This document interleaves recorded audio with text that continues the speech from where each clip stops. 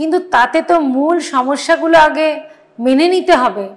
তো আমাদের মাননীয় স্বাস্থ্যমন্ত্রী, যিনি ডাক্তারি স্বাস্থ্যটাও বেশ ভালোই বোঝেন মনে হয়, কিন্তু মানতে চাইছেন না কোথায় কোথায় জিনিসটা ঘুরে দাঁড়ানো যেতে পারে এবং কোথায় কোথায় কারেক্টিভ মেজার নিলে নিজের গাফিলতিটাকে মানতে হবে, তারপরে তো ঘুরে দাঁড়ানো যাবে। রিঙ্গার ল্যাকটেট সেই তরল পদার্থ যেটা যখন কোনো অপারেশন হয়, যেমন প্রসূতিদের কোনো সিজারিয়ান সেকশন বা ডেলিভারির পরে তো অনেক রক্তপাত হয়, সেই রক্তপাতকে শরীরে যাতে তার কোনো খারাপ ফল না হয় তাই জন্য একটা তরল পদার্থ দিয়ে তাকে রিপ্লেনিশ করার চেষ্টা হয়। কর্ণাটক সরকারের গুণগত মানে স্ট্যান্ডার্ড পায়নি, অনেক এর মধ্যে বিপত্তি দেখতে পেরেছে, তাই জন্য তাকে ব্যান করেছে। কিন্তু সেই স্যালাইন পশ্চিমবঙ্গ সরকার বারংবার টেন্ডার ডেকে সরবরাহর বরাত দিয়েছেন। তাই জন্য প্রশ্ন এইখানেই, একটা মানুষের প্রাণ গিয়ে কি তবে আজকে পুরো স্বাস্থ্য বিভাগ নড়ে চড়ে বসেছে?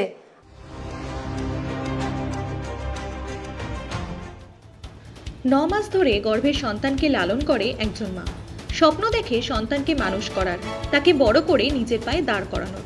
কিন্তু সেই স্বপ্নই অধরা থেকে গেল। মেদিনীপুর মেডিকেল কলেজে বিষাক্ত সংক্রমিত স্যালাইনের জেরে মৃত্যু হয়েছে প্রসূতির। কিন্তু এই মৃত্যুর পিছনে দায় কার? কর্ণাটক সরকার কিন্তু অনেক আগেই সংক্রমিত রিঙ্গার ল্যাকটেটের উপর নিষেধাজ্ঞা জারি করেছিল। তাহলে পশ্চিমবঙ্গে কেন ব্যবহৃত হতো এই স্যালাইন? বিজেপির রাজ্য ভাইস প্রেসিডেন্ট ডক্টর মধুচন্দাকর বললেন, অনেক আগেই বিজেপি থেকে এই বিষয়ে রাজ্যকে সতর্ক করা হয়েছিল, কিন্তু কান দেওয়ার প্রয়োজন মনে করেননি সরকার। 7ই ডিসেম্বর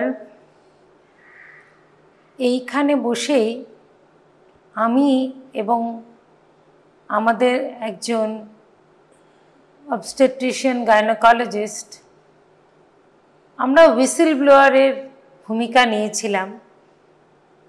সংবাদ মাধ্যমকে ডেকে একটি প্রেস কনফারেন্স বা সাংবাদিক সম্মেলন করে স্বাস্থ্য ভবন, স্বাস্থ্য বিভাগ, স্বাস্থ্যমন্ত্রী তথা মুখ্যমন্ত্রীর কাছে বার্তা দিয়েছিলাম যে কর্ণাটক সরকার যে পশ্চিমবঙ্গ ফার্মাসিউটিক্যালসের এই স্যালাইন ব্যবহার চলছে যার নাম রিঙ্গার ল্যাকটেট, সেটা বহুদিন আগেই 2023 মার্চে কালো তালিকাভুক্ত করে দিয়েছে, অর্থাৎ ব্ল্যাক লিস্টেড করে দিয়েছে। কিন্তু তৎসত্ত্বেও ওইখানে এই স্যালাইনের ব্যবহারের পরে প্রসূতিদের মৃত্যু হয়েছিল একটি হাসপাতাল, বেলারি হাসপাতাল, এবং পরে চিত্রদুর্গ হাসপাতাল। তাই জন্য আমরা তড়িঘড়ি হুইসেল ব্লোয়ারের ভূমিকা নিয়ে এখানে সাংবাদিক সম্মেলন করে বার্তা দিতে চেয়েছি এবং দিয়েওছি যে সত্বর এর বিরুদ্ধে ব্যবস্থা নিন, এর গুণগত মান পরীক্ষা করুন। কর্ণাটক সরকারের গুণগত মানে স্ট্যান্ডার্ড পায়নি, অনেক এর মধ্যে বিপত্তি দেখতে পেরেছে, তাই জন্য তাকে ব্যান করেছে। কিন্তু সেই স্যালাইন পশ্চিমবঙ্গ সরকার বারংবার টেন্ডার ডেকে সরবরাহর বরাত দিয়েছেন। তাই জন্য প্রশ্ন এইখানেই, একটা মানুষের প্রাণ গিয়ে কি তবে আজকে পুরো স্বাস্থ্য বিভাগ নড়ে চড়ে বসেছে, আলোড়িত হয়েছে যে এই পশ্চিমবঙ্গ ফার্মাসিউটিক্যালসকে আপাতত নিষিদ্ধ করুন এবং এর ম্যানুফ্যাকচারিং বন্ধ রাখুন? কতগুলো প্রাণ গেলে তারপরে এই সিদ্ধান্ত হলো। রিঙ্গার ল্যাকটেট প্রসূতির জন্মের পর শরীরে রক্ত ও অন্যান্য প্রয়োজনীয় উপাদান ঠিক রাখতে সাহায্য করে, কিন্তু কেন্দ্রীয় ড্রাগ কন্ট্রোল এই স্যালাইনের ব্যবহারে নিষেধাজ্ঞা দিয়েছিল। কিন্তু তাতে কি? বারণ সত্ত্বেও পশ্চিমবঙ্গে বারবার প্রসূতিদের এই স্যালাইন দিনের পর দিন দেওয়া হয়েছে, যার ফলস্বরূপ অকালে প্রাণ দিতে হলো মামনি রুইদাসকে। রিঙ্গার ল্যাকটেট সেই তরল পদার্থ যেটা যখন কোনো অপারেশন হয়, যেমন প্রসূতিদের কোনো সিজারিয়ান সেকশন বা ডেলিভারির পরে তো অনেক রক্তপাত হয়, সেই রক্তপাতকে শরীরে যাতে তার কোনো খারাপ ফল না হয় তাই জন্য একটা তরল পদার্থ দিয়ে তাকে রিপ্লেনিশ করার চেষ্টা হয়। তার মধ্যে সবচেয়ে বেশি ব্যবহৃত হয় এই রিঙ্গার ল্যাকটেট তরল পদার্থ, যাতে সে স্টেবল থাকে, তার প্রেশার, তার রক্ত চলাচল, কিডনিতে তার রক্ত চলাচল সব কিছু ঠিকঠাক থাকে। কিন্তু দেখা গেল, কর্ণাটকেও দেখা গেল, এবং আগে এসএসকেএমও এরকম ঘটনা ঘটেছে, এইবার মেদিনীপুরেও দেখা গেল একই ধরনের সিকোয়েন্স। অর্থাৎ প্রথমে কাঁপুনি, জ্বর, তারপর আস্তে আস্তে তার কিডনি খারাপ হয়ে যাচ্ছে। এই একই ধরনের সিকোয়েন্স কিন্তু যে স্যালাইনে হয় তার গুণগত মান নিয়ে প্রচুর পরীক্ষা নিরীক্ষা দরকার। কারণ একটা স্যালাইনে তার কতটা সে পরিষ্কার, স্টেরিলিটি কতটা, তার মধ্যে ইনফেকশাস কোনো ডিজিজ আছে কিনা, মানে ইনফেকশাস এজেন্ট আছে কিনা, তার পার্টিকুলেট ম্যাটার আছে কিনা, তার মধ্যে এন্ডোটক্সিন কিছু আছে কিনা, এইসব দেখার জন্য যে গুণগত মান পরীক্ষা হয় তাতেই কিন্তু বোঝা যায় এই স্যালাইনের ফলে কোনো বিষক্রিয়া হতে পারে কিনা। এবং এই ক্ষেত্রে বারবার কর্ণাটকে কিছু ব্যাচ যখন অ্যানালিসিস করা হয়েছে, গুণগত মান পরীক্ষা করা হয়েছে, কোনোটাই আপ টু দ্য স্ট্যান্ডার্ড হয়নি। তারা বলছেন NSQ, অর্থাৎ নট স্ট্যান্ডার্ড কোয়ালিটি। কিন্তু সেইটাই আবার যখন পশ্চিমবঙ্গের টেস্টিং ল্যাবে দেখাচ্ছে তখন বলছে না না সব ঠিক হ্যাঁ। তাই আমাদের প্রশ্ন, নমুনায় কি পাঠানো হয়েছিল?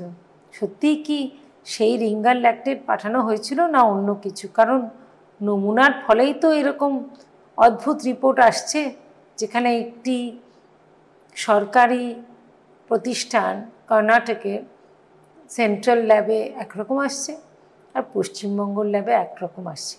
তাই জন্য খুবই ভালো জিনিস হয়েছে যে কর্ণাটকের সরকার একেবারে নমুনাগুলো সেন্ট্রাল ল্যাবে পাঠিয়ে দিয়েছে, অর্থাৎ ড্রাগ কন্ট্রোল অফ ইন্ডিয়া, সেখানে যাতে বিচার বিবেচনা করে তারা তাদের ইন্ডিপেন্ডেন্ট রিপোর্ট দেয়। কিন্তু এর পিছনে সত্যি কি কিছু করার আছে ডাক্তারদের? রাজ্য সরকার 12 জন ডাক্তারকে সাসপেন্ড করেছে। যারা যারা সেদিন ওখানে দায়িত্বে ছিলেন মেদিনীপুরে, তারা কিন্তু তাদের দায়িত্ব যদি সঠিকভাবে পালন করতেন তাহলে কিন্তু এই মাকে বাঁচানো যেত। গ্রামীণ হাসপাতালগুলিতে কাঠামোগত সমস্যা বিপুল, সেক্ষেত্রে সরকার ও রোগী দুই দিকে সামলাতে হিমশিম খেতে হয় চিকিৎসকদের। অথচ চুন থেকে পান কষলে দায় এসে পড়ে ডাক্তারদের ঘাড়েই। বর্তমানে এই ঘটনার পর 13 জন সদস্যের একটি দল পাঠানো হয়েছে মেদিনীপুরে। মুখ্যমন্ত্রী সিআইডি তদন্তেরও নির্দেশ দিয়েছেন। তাহলে এই ব্যবস্থা কি আগে করা যেত না? সরকারের কি কোনো দায় নেই? আর কত মানুষের প্রাণ গেলে তবে হুঁশ হবে সরকারের? মুচলেকা দিয়ে একটা রুগী, তার যখন যায় অবস্থা, তো ধারণা করুন তো, এই পরিস্থিতিটা ধারণা করতে হবে আমাদের। একদিকে হচ্ছেন ডাক্তারবাবু, ধরুন একটা গ্রামীণ হাসপাতালে রাত্রিবেলা কেউ নেই, কোনো সিকিউরিটি নেই, কিছুই নেই, একজন স্বাস্থ্য পরিষেবা দেওয়ার জন্য একজন নার্স আছেন আর আরেকজন ডাক্তারবাবু আছেন।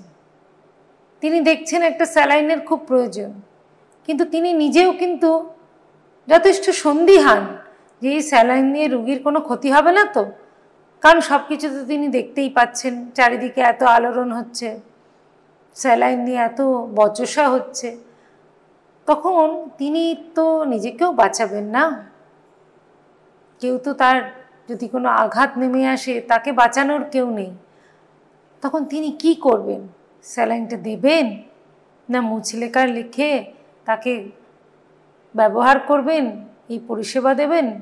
স্যালাইনটা ব্যবহার করে যদি রুগীর কিছু হয়, তাই চারিদিক বিবেচনা করে এমন একটা মুচলেকার ব্যবস্থা তৈরি হয়েছে। কিন্তু এটা তো কোনো স্বাস্থ্যকর পরিবেশ নয় স্বাস্থ্য বিভাগে। তাই এই যেটা হচ্ছে এ নিয়ে রুগীরা তো ভীষণ বিভ্রান্ত, রোগীর পরিবাররা সেই বিশেষ মুহূর্তে যখন জীবন মৃত্যুর গড়ে দাঁড়িয়ে আছে তখন কি করবে? সে হ্যাঁ বলবে না মুচলেকা দেবে? এই বিভ্রান্তিতে তার মুশকিলের অবস্থা আমরা কল্পনাও করতে পারছি না। সরকারের তো প্রত্যেক হাসপাতালে রোগী কল্যাণ সমিতি আছে আর রোগীদের রিড্রেসাল বা গ্রিভান্স ডিপার্টমেন্টও আছে। আপনার কি মনে হয় না যে রোগীরা বারংবার সেখানে গিয়ে কিছু না কিছু অভাব অনুযোগ জানাচ্ছে?